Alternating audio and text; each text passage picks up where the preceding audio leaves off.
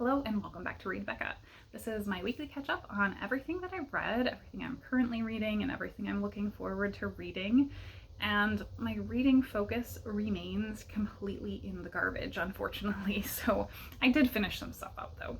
First, I finished up khōréō magazine, issue 1, and this was for Rhea from the Bookfinches Shorts and Sorcery book club, and this was for December. I finished it up right at the beginning of the year though, and was able to kind of feedback for that. This one has a handful of stories and an essay. It is a magazine that's focused on speculative works from immigrant and diaspora authors, so that was an interesting perspective to come from. It also included a lot of connection between the stories from the perspective of food being a connection to history and culture, and I think that was unintentional at this point, and the editors noticed that there was a shared thread, and so the fourth issue they mentioned that they specifically went with the theme of food. So that was really interesting because I accidentally read the fourth issue's letter from the editors and found that out, and it was very noticeable in this first issue. So that was great, but then as well there was an interesting connection between the stories, many of them having portal fantasy used as a way of telling and imparting the immigrant experience. So many of them did kind of the same thing, but the one that stood out to me was Iona Sharma's story, and I can't remember the title of it. I think it's All Possible Worlds or something, but regardless, I'll put it down below. The story stood out because it had so much more of an emotional connection for me, and it really got across that feeling of trying to go back to somewhere that you have a draw to that feels like your home but not quite fitting there. And in many ways it connected that with food, with these kind of cultural dishes and fruits and vegetables, and then not having the context or the language to connect with others in that world anymore. So that was really, really interesting how it carried that out. So just enjoyed this collection overall. There were no duds. Many of them didn't connect with me as much as this one particular story by Iona Sharma, but I enjoyed them all. So great selection from Rhea. The second one that I had finished, this one was probably going on for a week, which is a long time for a short romance, but this was the Hellion's Waltz from Olivia Waite, and this was the third book in the Feminine Pursuits. I have not read the previous books, but that was fine. It was clear that some of the couples that appeared in here were from previous books, and I think these are all queer romances, historical romances. So I really like this. This was the story of these two women. So I think this cover is actually great because it actually shows their real personalities. So we have a character who is a pianist, and she is very timid and mousy, and then we have a con woman who is really vivacious and outgoing and kind of quirky. But the con woman is kind of doing like a Robin Hood style cons for justice rather than just greed. And then we get to know her reasons for doing that. It's really, really great how that is built up in terms of her character. But what happens is the first time they come across each other, our pianist character is, well, it's clear from being in her head, because we get both perspectives, that she's into women. And she immediately takes notice of this other woman and kind of contrives a way of bumping into her, and then it's very clear they share a mutual attraction. And so that develops and progresses. One of the things that I found really great is that basically her family know what's going on and are fine with it. Like they kind of do the nod and wink at her, and like that's all okay. But it's still period appropriate, I think, in many ways, and the historicity of this is so good, I thought. I don't have the detailed knowledge level to say that everything fit together in a historically perfect way, but having read dress codes earlier this year, I knew a lot more about what was appropriate clothes-wise, because this con is to do with clothing and factory workers doing cloth and textiles and that sort of thing. So it brings up the difference between a tailor and a draper, and things like not using corsets here. I think that's the more stylish choice that people choose when writing a historical romance. They like to go for corsets, but here we have use of stays and layers of fabric. So that I think was done really well.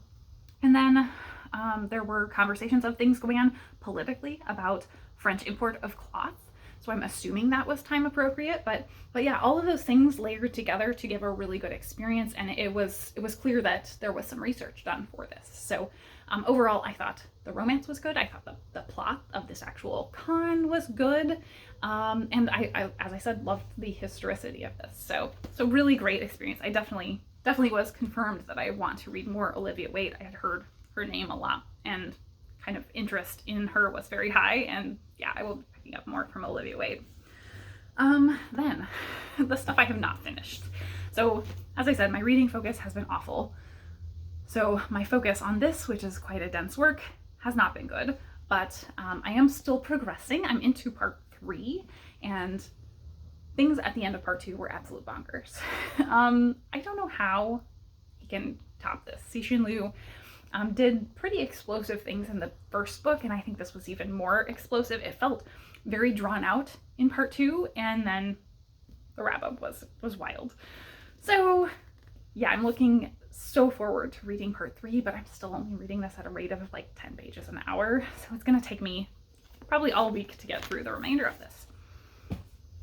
Then I am reading a nonfiction arc of Keepin' It Unreal, Black Queer Fantasy and Comics by Derreick, and that is a pretty, yet again, dense work. It is an academic nonfiction on the topic. So it's an advanced copy, and I will have to get out a full review of it, so I for sure will be talking about it, and I'm trying to be very analytical about it, but it's slow going because I'm having a terrible time reading right now, and it's really dense.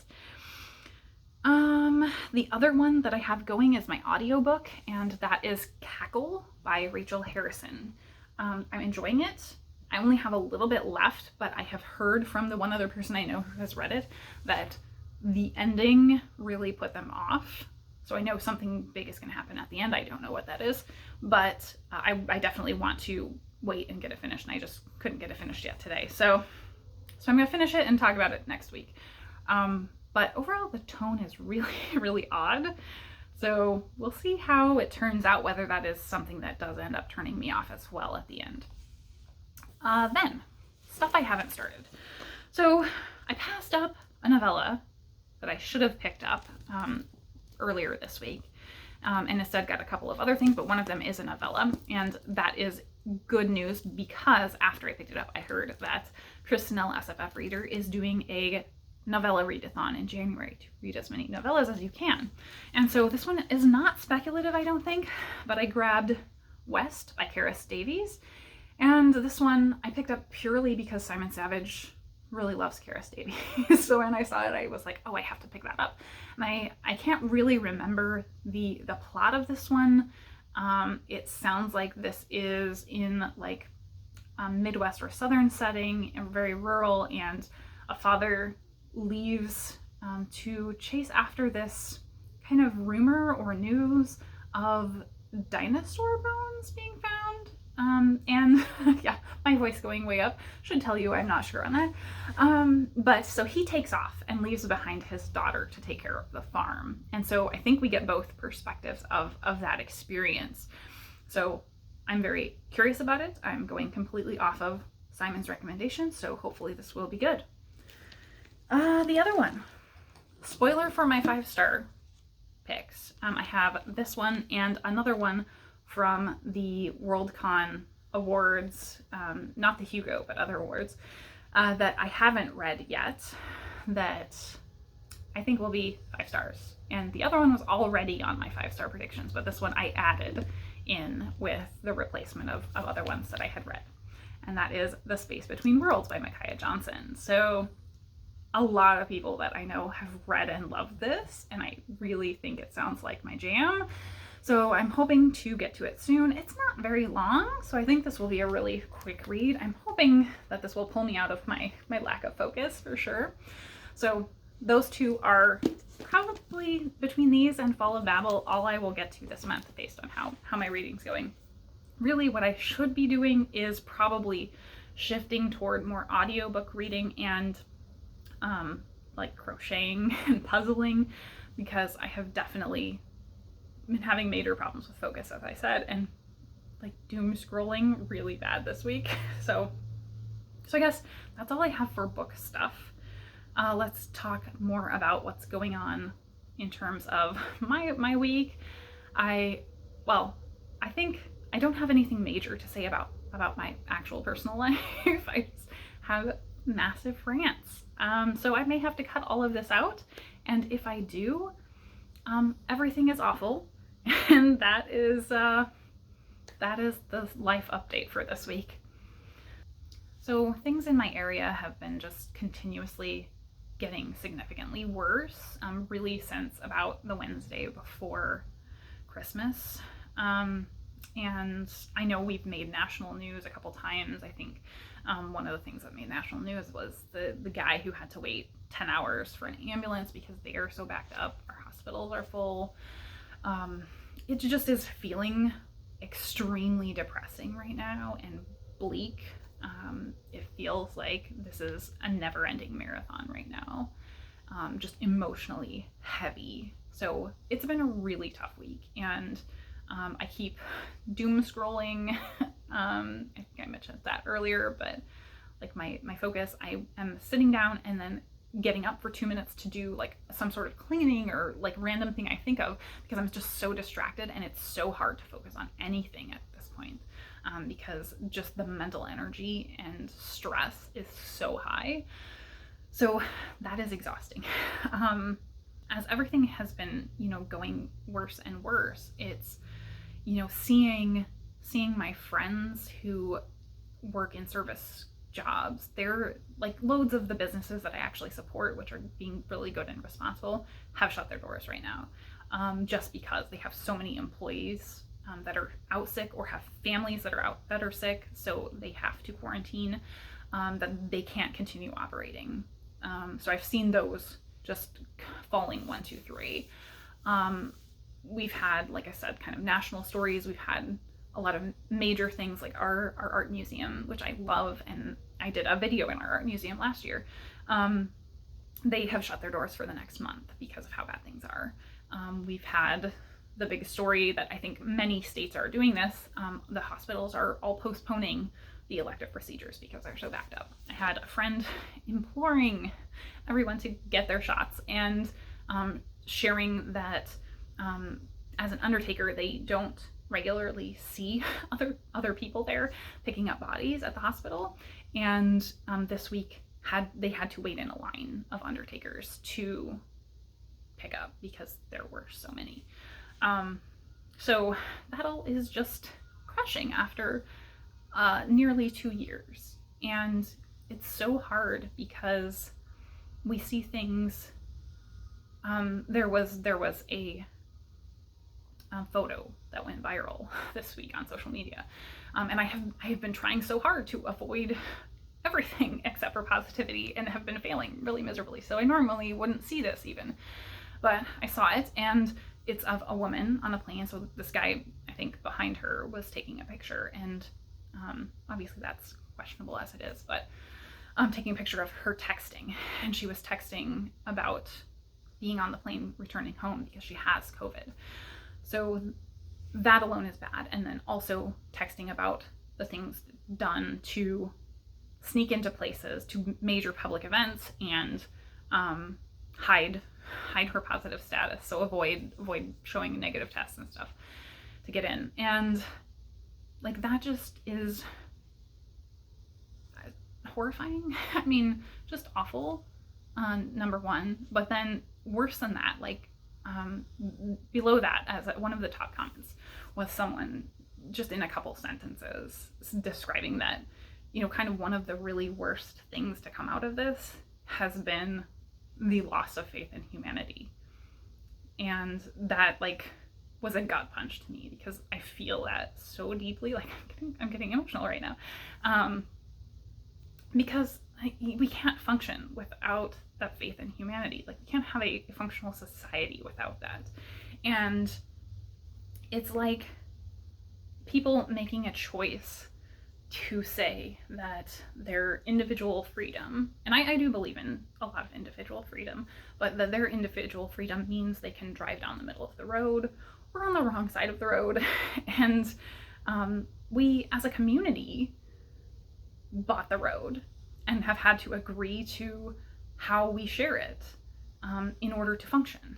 Like if I'm getting in my car and getting on the road every day in fear that at any point someone's going to come barreling down the road on the wrong side because they wanted to, because they thought they could use the road any way they please, that would completely ruin society. We wouldn't be able to get on the road every day. We wouldn't be able to make it to our jobs to keep things functioning.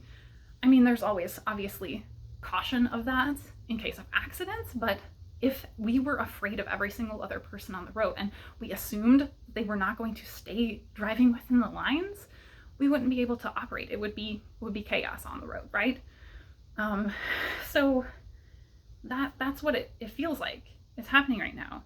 If we have everyone who is trying to keep driving within the lines in fear, and everyone else in chaos because they have violated the social contract out of individual freedom, we can't work. And there's a great quote from Terry Pratchett where he talks about like the banality of evil as a concept. So that if you want something horrifying, go look up what banality of evil is. But it's a fictional quote about kind of the banality of evil, and talking about how people may not have intent of evil, but they're the effect of what they're doing through humdrum casualness. The choices that they make have an evil effect. So I'll try to put that quote down below. But that all brings me back to Pratchett a lot more, because so much of his work talks about the need for human belief. And if we don't have that faith in humanity, if we can't get on the road every day trusting each other, this society thing doesn't work. We can't have a society where half of us are abiding by the social contract and half of us aren't. And so that's just a very difficult place to be mentally and emotionally. Yeah, it's really gutting. So I don't know where we go from there. Like, I think there are technological solutions that are available, but the philosophical says we shouldn't do that. So things like if businesses put in, security swipes for having a vaccine card, where you can go in if you are vaccinated, and you can get curbside if you are not. Like, loss of options isn't a forced vaccination, right? That's not force, unless someone's holding you down and forcing you to take this when you don't want it. And I think those are perhaps where we're headed, because we are very much in a loop where things aren't going to get better if things stay as they are. But again, those kind of philosophical things are difficult to grapple with as a society, of how much individual freedom versus social pressure or social responsibility we have. And yeah, I don't know how we reconcile that, but I think we are progressing towards somewhere that changes have to be made.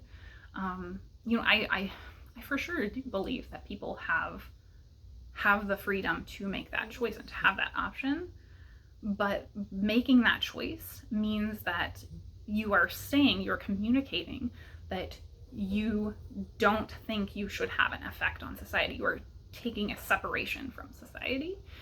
And so loss of options makes sense there, because of that choice. And I mean, things like vaccine requirements have been a thing for my entire life. That's not a new thing. Expanding it is definitely a new thing, but there has always been, for my lifetime, a loss of options to do with that. So, you know, like I said, I do think we're moving toward a lot of big corporate businesses. My own business, initially, about 6 months ago, had specifically said, no, there will be no requirement to get a shot to enter the building. And within the past couple of weeks, that has changed. So I am interested and curious to see what happens with that in the near future. If we do have a lot of corporate businesses that are taking that stance, we will see situations where, in my case, that's on my record basically with my ID badge that I have to swipe through to get through security. So for something like that, that's an implementation of technology right there that is going to mean that in theory that could be adapted elsewhere, like I said, stores or restaurants, something like that, to where we do have more freeing options for the people that are kind of, you know, taking steps. So I don't have a perfect option. It sucks that we're here, and you know, I don't know how to communicate anymore with a lot of people, because it is so divisive. And as I said, I do think that, you know, people should have a choice. I don't believe in like forcing people, but we are in a place where things have to change. We're in a very dire situation, and continuing on the same path would be insanity from where we're at. So anyway, you may or may not see this, depending on whether I edit it out. But in terms of the good, I have to say, like, BookTube and watching everyone's videos of reflecting on the past year and their best of lists has been a massive bright spot in my week. That has been really the one thing that has been keeping me positive and hopeful. And books are still getting me excited, even if I'm not able to read them as quickly as I would like. So, I mean, that and the cats and dog are definitely, they are always a perpetual bright spot. So, I mean, so those things are for sure keeping me going. So thank you for being here and being part of the BookTube community, because that is huge right now when, you know, I'm kind of feeling in an emotional hole. And so thank you. In terms of other stuff, back to slightly more positive, there were a couple of really good things this week. So in terms of watching things, I have been watching and really enjoying and feeling positive about the new season of Queer Eye.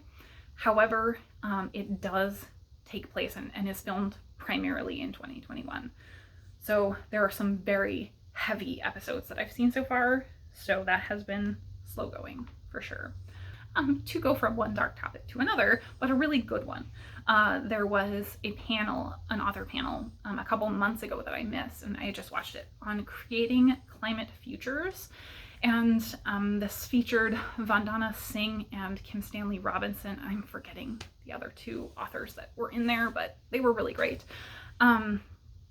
So one of the things posed by this that I had not ever considered before, I don't think they came up with an answer entirely, but they posed, is all contemporary fiction actually climate fiction at this point? Because obviously we're living through climate change, and that was interesting. But, you know, beyond that, they were talking about things that we don't think of, that we need to imagine in terms of impacting policy futures for climate. So there were a lot of discussions about how we enact imagined futures. There was also, from the more speculative fiction side of things, when you're writing climate futures, decolonizing the imagination is a term that they mentioned, and I think it was Vandana Singh that brought that up. And I just loved that idea, but they were talking about how solutions come from a very Western perspective, and in many cases they come from a perspective that is not enactable in a developing country. So they're developed and wealthy, and they're technology based, rather than things that a poverty-stricken nation could do. And so they talked about when we do look at these imagined futures, they need to incorporate diverse voices that have that developing nation in mind and have more types of perspectives on how we can solve problems. So that was interesting. They also talked about like indigenous perspectives, and I don't think there was anyone actually indigenous on the panel, but they talked from a position of having research papers that they referenced and stuff, of like being in tune with nature and that connectedness with nature as a way of addressing climate. So not necessarily to the developing nations, but to more indigenous cultures. So I thought it was really, really great. It gave me a ton to think about. So I would really point you to that one. The other one is more light, is The Staged, which is a TV show, or not really, it's a show, it's online, but it features David Tennant and Michael Sheen, and it's just them on a Zoom call basically. So they're now getting ready for their 3rd season, I think, but they did a Happy New Year mini episode kind of thing, and it was so funny. It really cracked me up. So I'll link that down below. But yeah, it's just David Tennant and Michael Sheen being hilarious, and they're kind of antagonistic, but it's sarcastic, it's fun. Yeah, so I enjoyed that one. And then the final one is actually an article. So appropriately on Interview magazine. Actually, let's step back. Folio Society does specialty editions of things, and so I follow them on social media because they post their seasonal catalog pretty much, because they add new types of editions every season. And so I follow them for those announcements, but they also post really, really interesting articles from other sources. And some of those are like years old, but they're almost always interesting. So I really would recommend following them, even if you're not interested in buying their books, because they post these really great literary articles. So this one was fairly recent. It was a couple months old, but this was titled Anne Carson Punches a Hole in Greek Myth. And I had never heard of Anne Carson. Apparently she's a well-known and awarded Canadian writer. So this is an interview, as it says, but the critical part here was in the intro, where it talks about her work. Carson is an oracular figure, especially among gay readers, thanks to her 1998 novel in verse autobiography of Red, which reimagines Geryon, the monster that Hercules slays in his 10th labor, as an awkward, vulnerable gay teenager in love with his hunky boyfriend Heracles. It remains to this day one of the most complex and loving portraits in contemporary queer fiction. Carson has returned to Heracles and Geryon more than once in her radical work, most recently in H of H Playbook, rejiggering Euripides' 5th century BC tragedy in which the hero returns from his labors only to succumb to madness and murder his entire family. So I've never heard of her, but that made me really want to pick up her work. That the novel in verse autobiography of Red sounds amazing. But it's an interview separate from that, all about her perception of creating art through the pandemic. So really, really interesting thoughts in here, and I'm really excited to find some of her work and read it for sure based on this. So I will link that interview down below. It was phenomenal. Yeah, so I think that's it. I'm now at 40 minutes, so this is definitely going to have to be trimmed a lot. But again, thank you all so much for being here. Thank you for being the community that you are, and the bundle of positivity and thoughtfulness, really, that this community tends to be. So thank you so much for watching. My friends are the best. So my D&D group was able to get together after a little break due to the holidays, because everybody has shots, and people who did travel for the holidays got tests, and everybody came back negative, so we were able to get together, and my friend got me a custom minifig of my character. You can see I'm a ranger with a bird, and there's a little tiny bird on the base, and I'm a catfolk, obviously. So cute. I have the best friends.